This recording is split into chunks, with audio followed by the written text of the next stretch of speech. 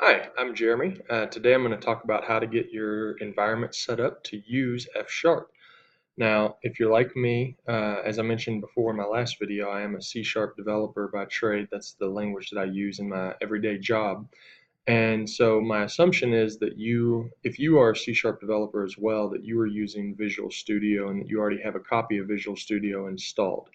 If you don't, and you want to use a different program, that's okay. I'm going to show you in my next video how to use something besides Visual Studio to write F-sharp code. But today I'm going to focus on what you need to do to write F-sharp code if if you are using Visual Studio. So the good news is if you have the full version of Visual Studio installed, 2013 or 2015, you already have everything that you need to write F-sharp code. However, there is a few things that I recommend installing to make it a little bit better experience. So I already have these installed. I'm going to go to Tools, Extensions, and Updates, and I'm going to search for F-sharp. I have several extensions installed. The first one that you probably want to install is this Visual F Sharp Power Tools. Also, you can see that I have Visual F Sharp 4.0 installed, and I also have the Visual F Sharp Tools template. I would recommend that you install all three of these extensions. I find them helpful when doing F Sharp development. So go ahead and pause this video now and take a minute to get these three extensions installed, and then when you come back, I'll assume that you're ready to go. Alright, so now that you have those extensions installed, the next thing is you want to start your first F Sharp application. So I'm going to go to File, I'm going to go to New Project, whoops,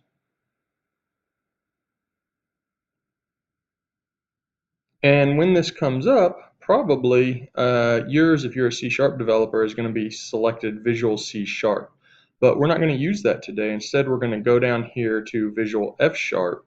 And for right now, let's just choose a console application. So I'm going to name this F Sharp Demo.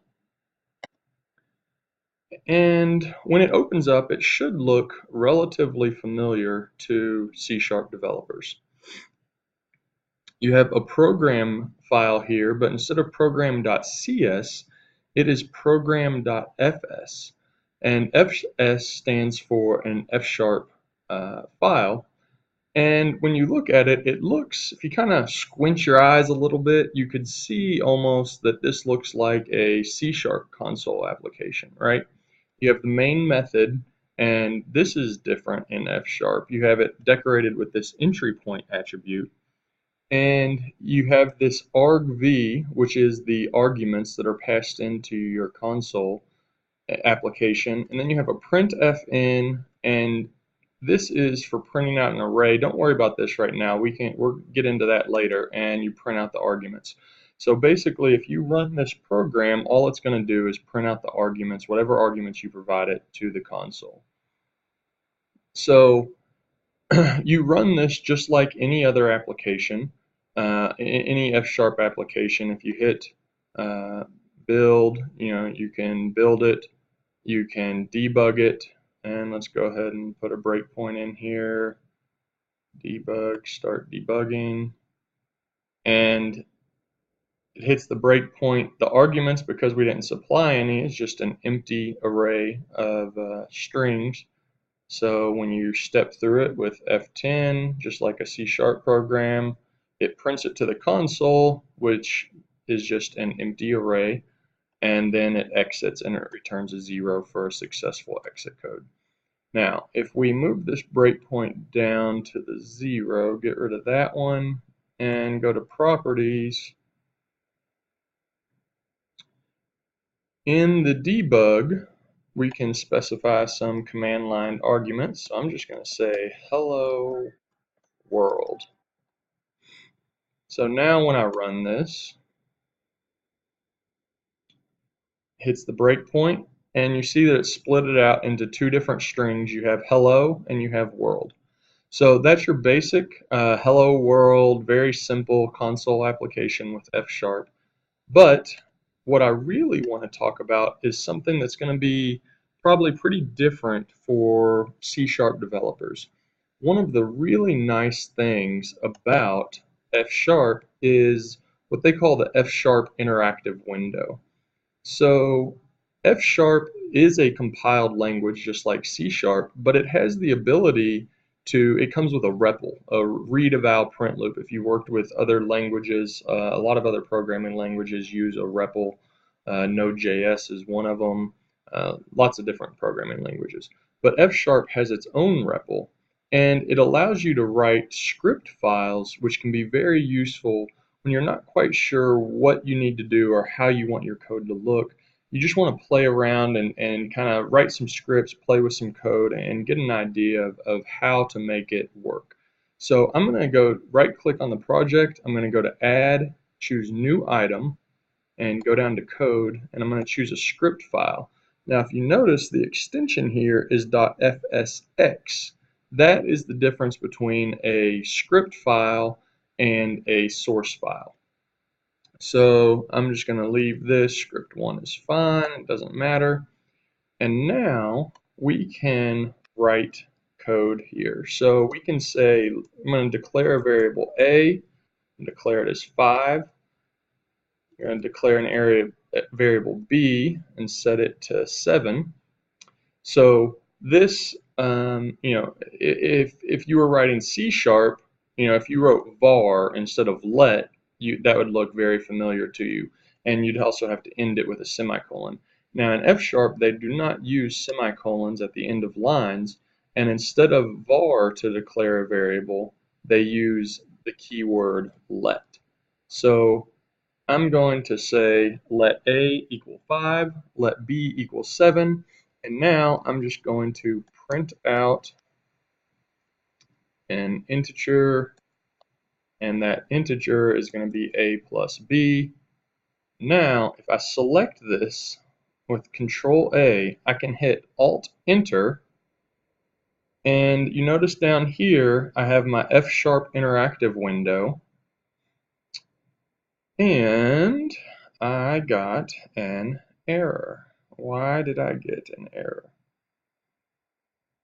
Type int does not match the type unit. So I'm just going to declare a method here. Equal, I'm going to indent this. F Sharp does not use F Sharp does not use curly brackets to declare functions. It's just based on indentation, similar to how Python does it. And now I'm going to just say main, and let's run this. And it's still complaining. Oh, sorry. So that's the reason. I can undo this.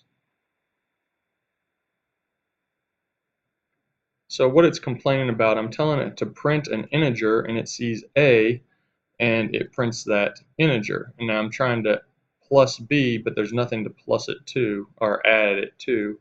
So I'm just going to put this in parentheses. Now when I select all, hit Alt Enter, it runs. You see that I declared a value A is an integer equal to 5. I declared a value B is an integer equal to 7. And it printed out 12 to the console, which is 5 plus 7. If I change these numbers, make that 9, make this 1, Control A, Alt Enter, and there it is. 1 plus 9 equals 10. You can also come down here and I can type in the F Sharp Interactive.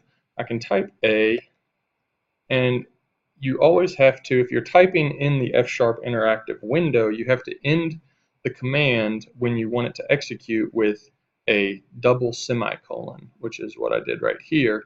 And it's saying that A is an integer and its value is 1. Likewise, I could do A plus B, and it's going to print out 10. So that is the F Sharp Interactive window. And as a C# developer, I wasn't used to coding in this style, but now that I've started working with it for a while, I really like it a lot. It's very helpful. And as we continue on in these video series, you're going to see where I use these script files in the interactive window to write solve some challenges on a website that I'm going to introduce you to in a couple of videos to come. So that's it. That's all I got for today. I hope you enjoyed this video. Let me know what questions do you have, what problems do you have, and also let me know what you'd like to see here. What questions do you have about F#, and I will include a video on that in the future. So have a great day. See you next time. Thanks.